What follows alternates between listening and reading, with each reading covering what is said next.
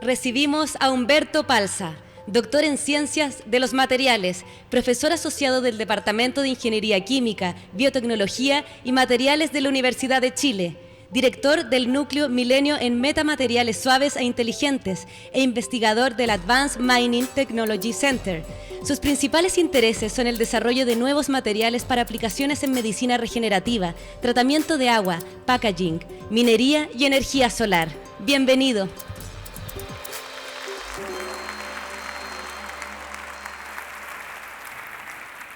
Hola, muy buenas tardes. Sobre todo, gracias por venir. Gracias a los organizadores por esta amable invitación a este Congreso Futuro.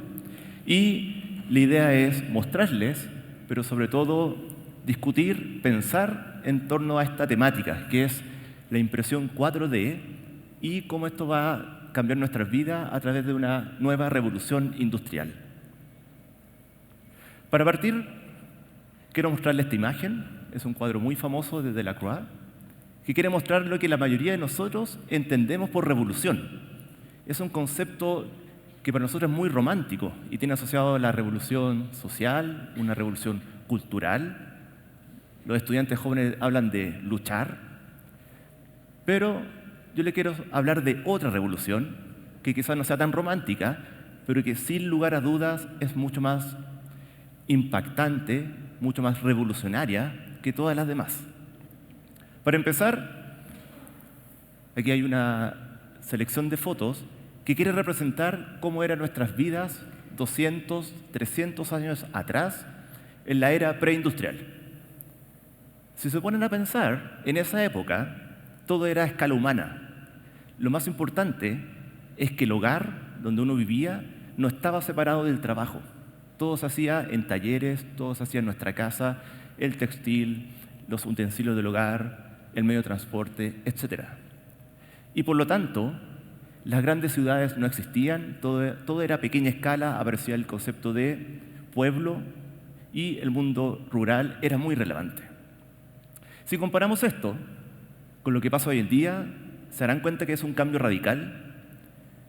Básicamente, nadie hace sus cosas, nosotros vamos a un lugar, a un retail, a comprar cualquier producto, porque ese producto a su vez fue hecho en una fábrica.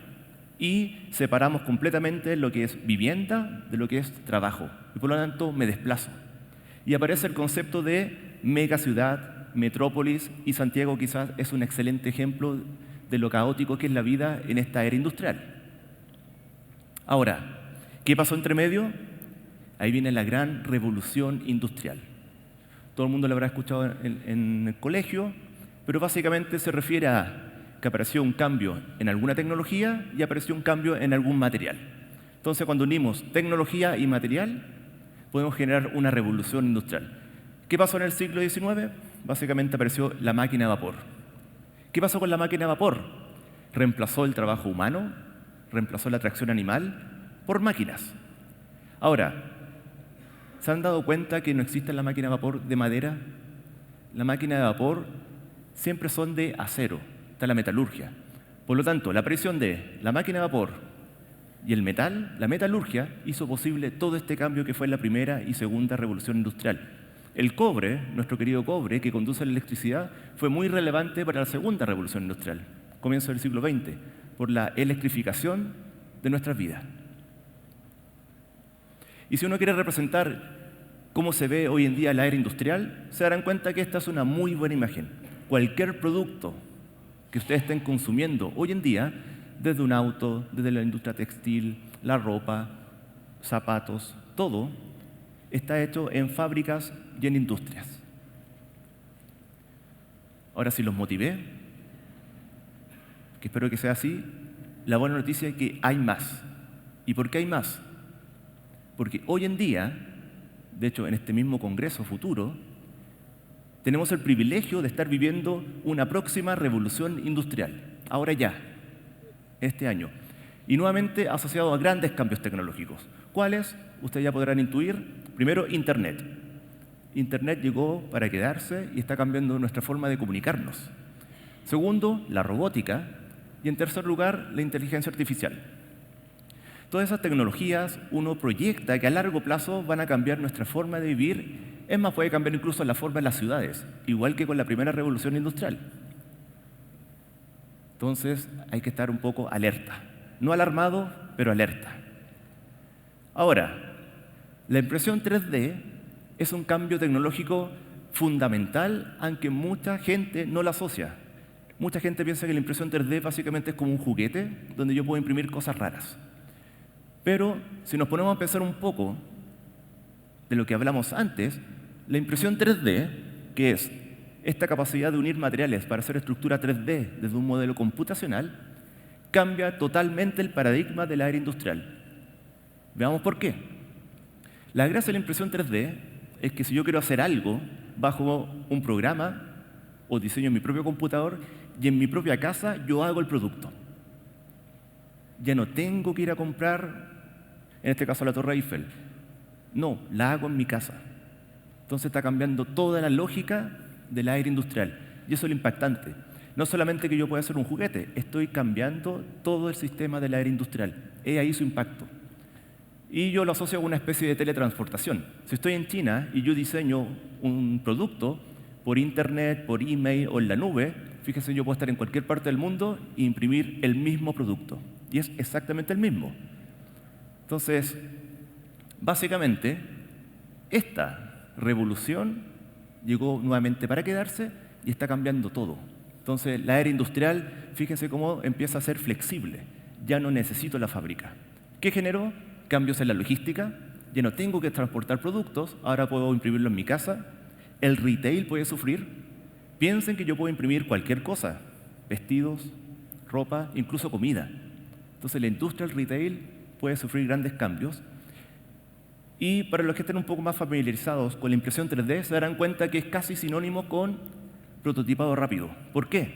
Si yo soy un innovador o un emprendedor, antiguamente, incluso 10 años atrás, cualquier prototipo tenía que ir a una industria para que me hicieran el prototipo. Y era extremadamente caro. ¿Qué es lo que hago hoy día?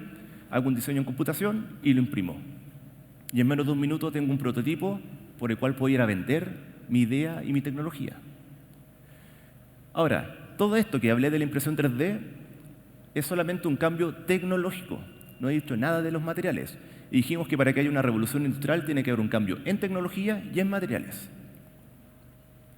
Entonces la pregunta es, cuando yo estoy haciendo impresión 3D de cualquier tipo y cualquier impresora que ustedes están conociendo, ¿qué material estoy imprimiendo? Y la respuesta es un material inerte, un material inactivo. Esta diapositiva me gusta porque muestra que después de más de 200 años no hemos cambiado nada en el concepto de material. Tenemos la Torre Eiffel, la original, metálica, y tenemos una Torre Eiffel impresa, de un plástico.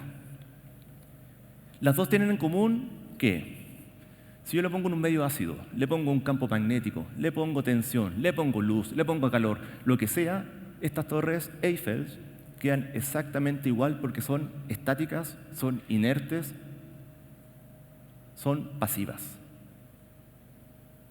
Entonces, si lo comparamos con nuestra vida, con los seres humanos, con la vida en general, nos daremos cuenta que la vida es dinámica, la vida se mueve. Si tenemos estímulos internos, físico-químicos, la oruga se va a mover. El girasol, quizás es el ejemplo que más me gusta. El girasol tiene una gracia. El estímulo es el sol y lo que hace el girasol es seguir al sol. Entonces responde dinámicamente al estímulo. Y nosotros mismos, de hecho, el que esté moviendo mi brazo es porque nosotros tenemos unos músculos y los músculos son materiales que responden a un estímulo eléctrico. Hay una corriente eléctrica, el músculo se contrae. Entonces, si nos damos cuenta entre este mundo vivo y el mundo de la impresión 3D, no hay ninguna similitud. Entonces, ¿qué hacemos los ingenieros? Copiamos. ¿Y qué copiamos? Este concepto y definimos un material inteligente como aquel que cambia una propiedad, cualquiera que ésta sea, en forma diseñada, frente a un estímulo externo. Entonces, en el caso de la Torre Eiffel, dejamos de imprimir un material inerte y esta foto de su izquierda, o de su derecha, perdón, es una Torre Eiffel que se mueve producto de un estímulo. Si no les quedó muy claro, aquí tengo un ejemplo de lo que hacemos en el laboratorio. Esta es una estudiante, Tania Cortés, de Ingeniería Química.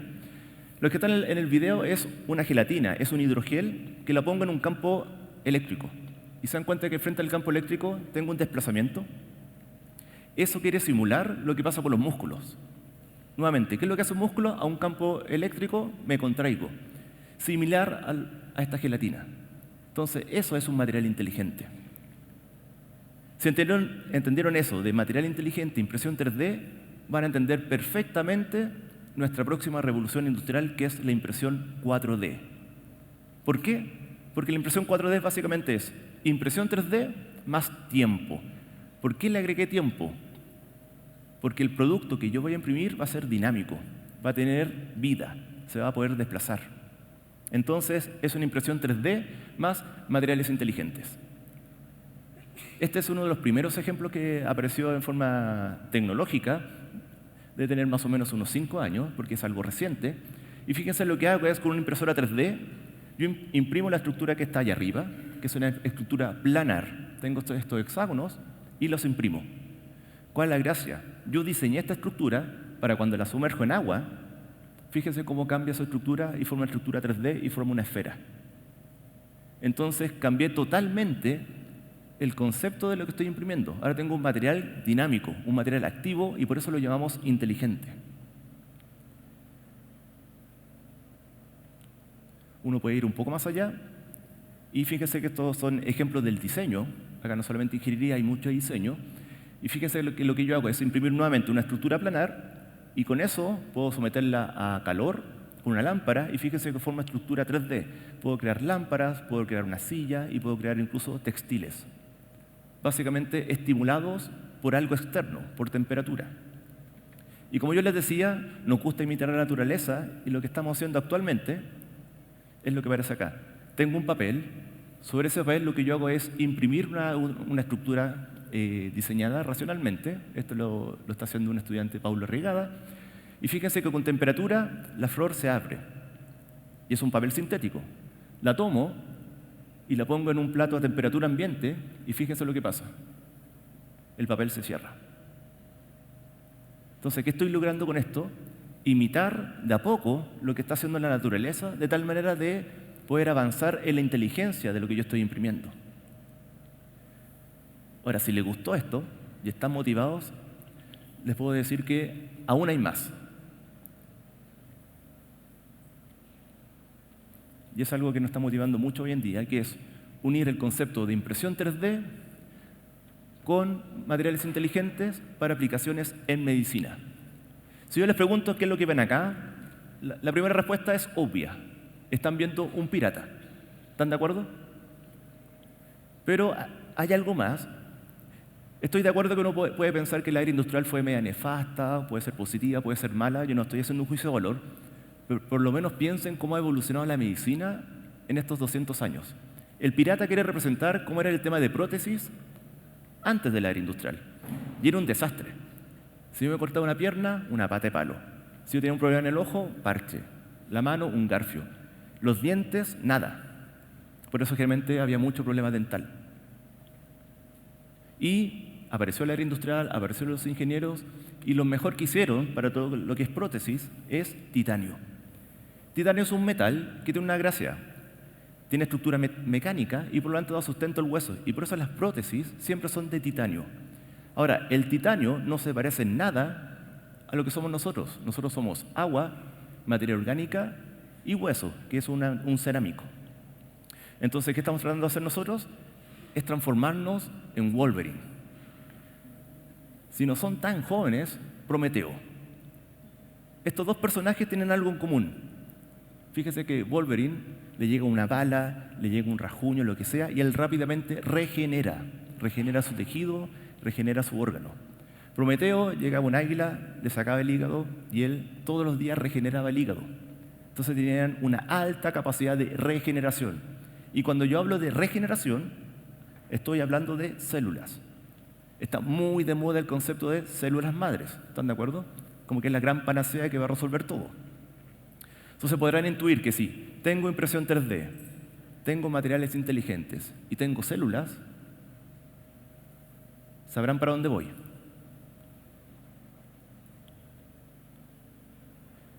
Ahí había un lindo video que no aparece. Si pueden hacer algo. No está disponible el códec. Se lo explico. ¿Ven una esponja allá arriba que dice IBEC? ¿Ya? Lo que quería mostrar en el video es que lo que yo hago es, en mi gelatina, ¿han hecho gelatina en la casa? En esa gelatina, un poco más sofisticada, un poco más cara si quieren, pongo células madres. La gelatina es inteligente porque es capaz de hablar con la célula madre y ayudar a que diferencie. Las células madre, ¿por qué regeneran? Porque se diferencian a la célula específica que yo quiero. Entonces, lo que puedo hacer es imprimir hoy en día la gelatina con la célula madre adentro, y lo que ustedes ven arriba es una esponja que básicamente tiene células madre adentro. Y lo que está abajo de color rojo o verde quiere decir que la célula, una vez que yo la imprimí, es capaz de vivir y de reproducirse. Entonces, hoy en día, ¿a dónde apunta la medicina del futuro? Yo voy a imprimir células madres, y voy a imprimir exactamente del tamaño y de la forma del tejido que yo quiero reparar. Entonces, cambia nuevamente, radicalmente, nuestra percepción de cómo voy a hacer medicina en el futuro. Muy de la mano de médicos, biólogos e ingenieros, porque necesito hacer eso, ¿ya?